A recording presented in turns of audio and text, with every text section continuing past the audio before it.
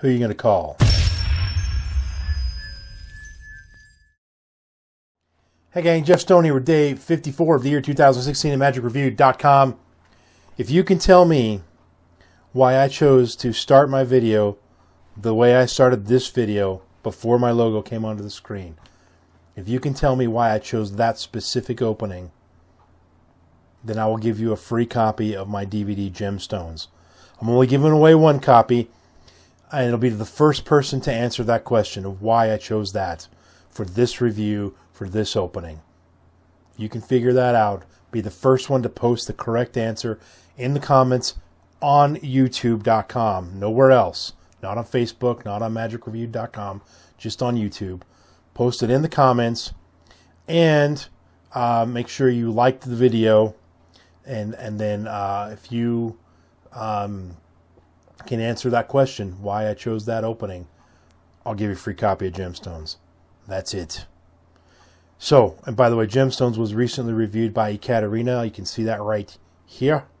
If you haven't checked out her show, you got to check it out. You'll get a different take on reviews because she goes out and she performs the effects and gives a review from that perspective, which, as you know, I don't want to say never, but pretty much never do that. So, anyway, check it out. Moving on to day 54's product, which is Too Hot to Handle by Kieran Johnson. So first, for $49, you get two socks, or a hat and a sock, or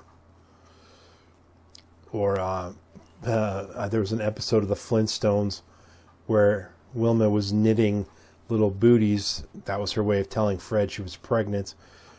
And he saw it and grabbed it, and he goes, "Oh, it's just what I always wanted, a nose snoot." And he stuck it on his nose. Anyway, so now these are called glow warmers, apparently. They feel sort of like a sweatband. In a nutshell, what you're really getting is a method, a very good, sneaky, clever method for putting a different liquid into a sealed can of soda. That's what you're getting. The routine you can see in the performance video, but briefly, there's a deck of cards that are blank face cards that have foods written on them, foods and drinks and stuff. 3 cards are selected, and then you ask the first person, what food did you get? He says, I got an egg. You take a piece of tissue paper, light it, and in a burst of flames, whoosh, there's an egg produced. Place that in a little shot glass he's got sitting on the table. What did you get, ma'am? I got toast. Yeah, toast. Man, if you get that, you're awesome. Anyway, so he snaps his finger over the card box, which she just handled and had put the deck in herself. And then she opens it, and there's a piece of toast in there. Last but not least, sir, what did you get? He says, I got English tea. Now, before the routine had started, you had a small can of Coke. You passed it around. I don't have a can of Coke laying around, but you passed it around. Everybody held it. It was cold. You even have some people put it on their forehead. It goes on the table, and then goes through the routine. Produce the egg, produce the toast, and ask, what did you get? He says, I got English tea. Well, hand me that Coke can. He grabs the Coke can, and it's hot to the touch. The spectator can then crack it open, and the spectator can pour out what's inside, which will be hot tea. They can drink it and everything. So that's the effect. What you're doing, I mean, the method, I can pretty much give away most of it, I think, safely here. Before you leave the house, you, through this secret method, remove the Coke and put the hot tea in there. Then you stick it in the thermos and bring it to your gig. When you get to the gig, you take it out of the thermos, put it in its little sock, put the sock in your pocket, put the boiled egg that you've also prepared and left in a thermos in this thing, put these in your pocket, and you're ready to go. That's the basic method. And so, everything else is selection procedure and, switches, basically. That's what it comes down to. And very good, motivated, clever, deceptive switches, too. These are all this. The method is all good. I have no issues with the method at all.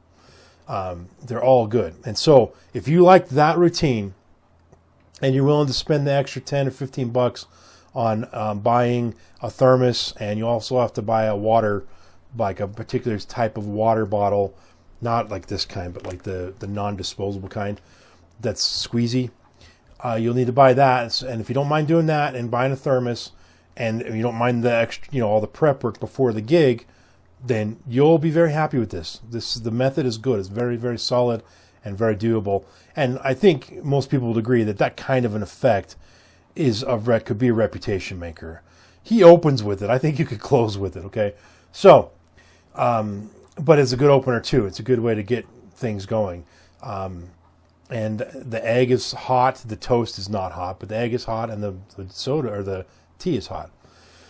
So the DVD goes into some pretty good depth about all of this stuff. The only thing I feel that it left out was the method for getting the soda out and putting the hot tea in it's clever, and it's easy and very deceptive, and the can still remains sealed. The little crack top still remains sealed, and the can can be totally handled by the spectator without a problem.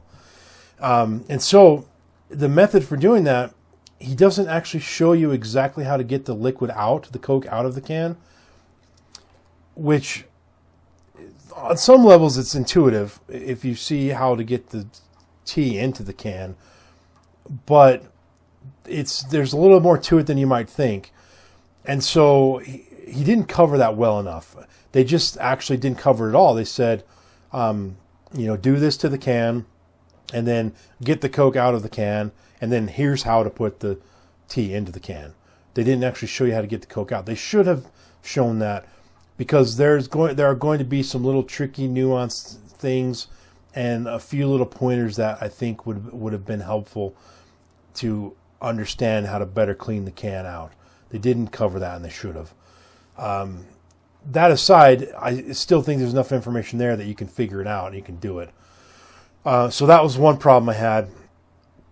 The other thing, the ad copy says that this can be done walk around. Well, yes, it can. But if you're going to do the hot tea version and you're going to do walk around, so how many times are you going to do it a night? 10 times? If you're doing 3 hours of walk around, you're going to perform more than 10 times. So you're not going to be able to do this at every table. And if you are going to do it 10 times, you need 10 thermoses. So we're talking like $100 there in thermoses. Thermoses? Therons? Charisse thermoses? Therons? What am I talking about? Anyway, so you're going to need $100 worth of thermoses and then a big bag to carry them all in. Now, and then before each table, you run back to your bag, stick one of them into your bag here, and your little sock or whatever, and then put it in your pocket and ready to go. I don't think that's entirely unrealistic, but you're going to have to buy 10 thermoses if you're going to do that. Now, the ad copy also says it can be any drink you want. Well, so if you do it with a cold drink, then you don't need thermoses. Maybe you just get a little small cooler and you put some ice in there and you put a whole bunch of cans of Coke cans that are filled with milk or juice or yak blood, whatever you want.